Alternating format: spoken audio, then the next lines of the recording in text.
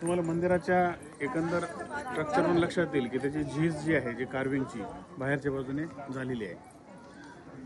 येथे रथसप्तमीला दर्शन घेण्यासाठी बरेच भाविक येत असतात.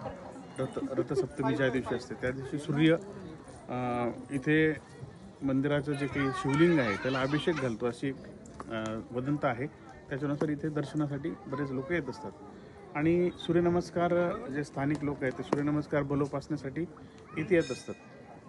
तर ह्या मंदिराचं बांधकाम इथला जो गवळी राजकुमार होता, त्याचं नाव गोविंदराज, त्याने केल्याचं आख्यायिका आहे.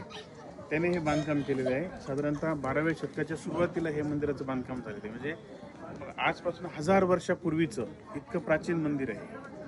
1000 वर्ष फार मोठा कालखंड आहे. जवळपास 40 ते 50 पिढ्यापूर्वीचं हे बांधकाम आहे. आणि आजही ते उभं राहून आपल्याला इतिहासाची साक्ष देत आहे. धन्यवाद.